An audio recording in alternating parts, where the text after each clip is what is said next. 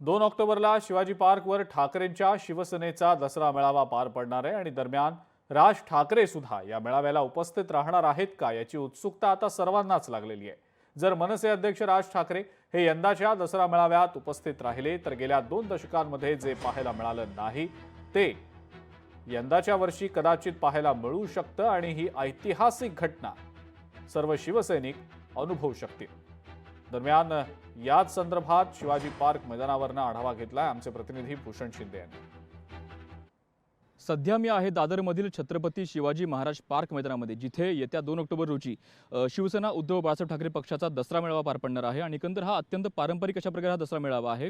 मात्र हा दसरा मेळावा हा अत्यंत महत्त्वाचा आहे राजकीयदृष्ट्या सुद्धा आणि ठाकरे कुटुंबाच्या दृष्टिकोनातून कौटुंबिकदृष्ट्या सुद्धा हा अत्यंत महत्त्वाचा असा दसरा मेळावा आहे। मागील 2 ते 3 महिन्यामध्ये राज ठाकरे आणि उद्धव ठाकरे यांच्यामध्ये अनेकदा भेट झाली होती आणि या भेटीनंतर त्यांच्यातील अनेक कौटुंबिक अशा प्रकारे देखील कार्यक्रम झाले। अगदी उद्धव ठाकरे यांच्या जन्मदिवशी वाढदिवसाच्या दिवशी स्वतः राज ठाकरे यांनी त्यांच्या घरी जाऊन भेट घेतली। त्यानंतर राज ठाकरे यांच्या घरी जेव्हा गणपती बाप्पाचं आगमन झालं तेव्हा सुद्धा उद्धव ठाकरे यांनी घरी जाऊन बाप्पाचं दर्शन घेतलं।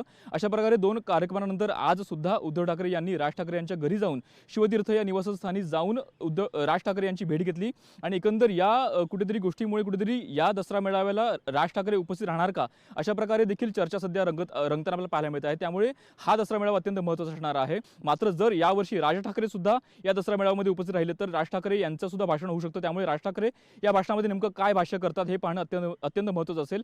त्यामुळे या वर्षीचा दसरा मेळावा अत्यंत महत्त्वाचा आहे। त्यामध्ये राज ठाकरे येणार का, राज ठाकरे उपस्थित राहणार का आणि जर उपस्थित राहिले तर त्यांच्या भाषणामध्ये नेमके कोणते मुद्दे असतील हे पाहणं अत्यंत महत्त्वाचं असणार आहे। त्यामुळे येत्या दसरा मेळाव्याची वाट पाहणं अत्यंत महत्त्वाचं असणार आहे। लोकशाही मराठी ऐका, पहा, जागरूक रहा।